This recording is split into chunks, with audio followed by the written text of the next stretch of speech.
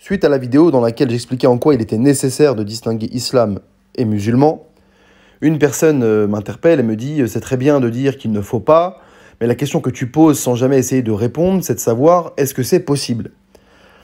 Alors, visiblement, je pense que cette personne n'a pas écouté la vidéo, parce que très précisément, je pose la question, évidemment, dès le début, en disant « peut-on » et même « doit-on » et à cela, je réponds « évidemment que oui », et je ne me contente pas d'un simple « évidemment que oui », je développe, j'explique.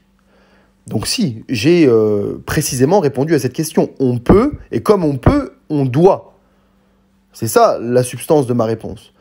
Pourquoi est-ce que l'on peut? Tout simplement parce que idéologie et individu, déjà, c'est pas la même chose. Premièrement. Deuxièmement, la personne continue en disant « Si je dis que l'islam est une stupidité, est-ce que je ne suis pas indirectement en train de critiquer les musulmans ?»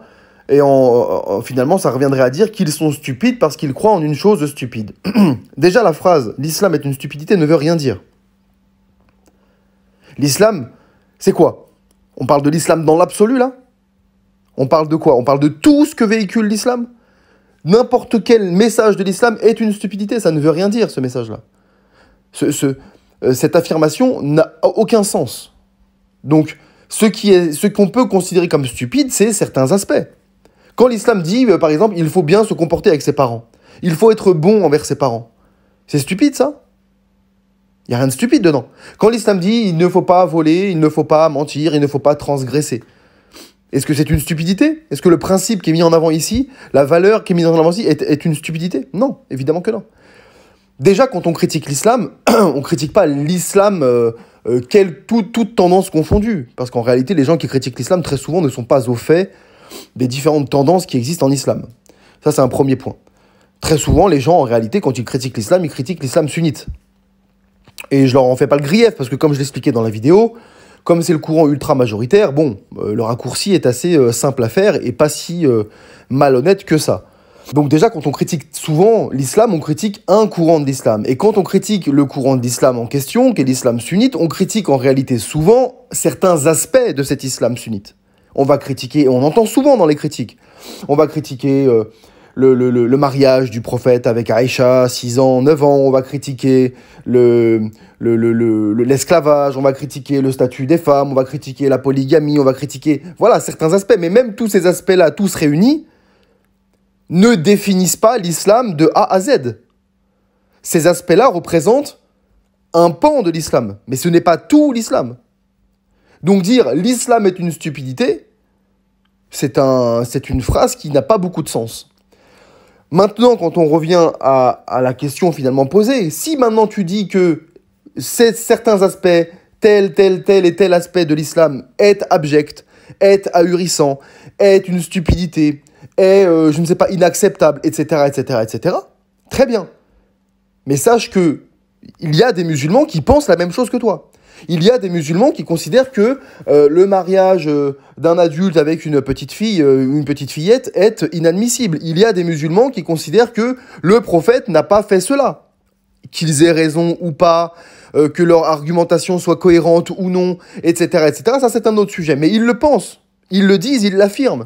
Il y a des musulmans qui disent que l'esclavage n'est pas permis. Il y a des musulmans qui s'opposent, qui disent que non, le Coran, in fine, le but, quand on lit bien l'ensemble des versets, etc., le but était in fine de mettre fin à l'esclavage, etc. Donc, les critiques qui sont formulées par rapport à certains aspects de l'islam, et particulièrement de l'islam sunnite, ce sont en réalité des aspects qui sont aussi critiqués par certains musulmans. Donc, quand je critique cela, quand je dis que c'est stupide, que c'est ahurissant, que c'est abject, je ne suis pas en train de dire les musulmans sont stupides, sont ahurissants, sont abjects. Je critique l'idéologie. Si demain je critique Daesh et la lecture daeshienne de l'islam, du Coran, etc., est-ce que je suis en train de critiquer les musulmans? Non, parce que tous les musulmans n'adoptent pas la même lecture que ce groupe-là. Donc, il faut toujours distinguer. Et pourquoi il le faut? Parce que déjà, préalablement, c'est possible. Évidemment que c'est possible. Et c'est valable pour toutes les religions. Je peux critiquer certains aspects du christianisme, certaines règles du christianisme, certains messages du christianisme ou du judaïsme, et de certains aspects de la Torah, et certains aspects du Talmud, sans que ça veuille dire que je critique les juifs. Parce que les juifs ou les chrétiens Ce n'est pas un groupe homogène qui pense tous la même chose et qui ont tous la même lecture. Et ben c'est pareil chez les musulmans. Les musulmans, le groupe des musulmans, c'est pas un groupe homogène. Sur les 1,5 milliard ou que sais-je de musulmans à travers le monde, c'est pas 1,5 milliard de personnes qui pensent la même chose. Ce n'est pas un groupe qui pense tous la même chose, qui ont tous la même lecture, qui disent tous la même chose sur tous les sujets, pas du tout. Et d'ailleurs, même au sein de l'islam sunnite, si on reste fixé un petit peu sur l'islam sunnite par exemple, au sein de cet islam sunnite, au sein de ce courant, il y a des divergences sur plusieurs sujets. Tous les théologiens, toutes les autorités théologiques de ce courant de l'islam ne pensent pas tous la même chose sur tout. Et idem dans tous les autres courants de l'islam. Donc, non seulement c'est possible, et encore une fois j'y réponds de façon claire, et en outre, dire que l'islam sur tel ou tel aspect est une stupidité, c'est un jugement personnel, libre à celui qui le prononce de le dire, mais ceci n'implique pas que l'ensemble des musulmans sont stupides. À la limite, on pourrait dire, ceux qui pensent cela précisément, si on dit par exemple tel aspect de l'islam est abject, et que on trouve des musulmans qui sont d'accord avec cet aspect-là, on peut dire ce jugement s'applique aussi à eux, puisque eux, pour le coup, ils valident la chose.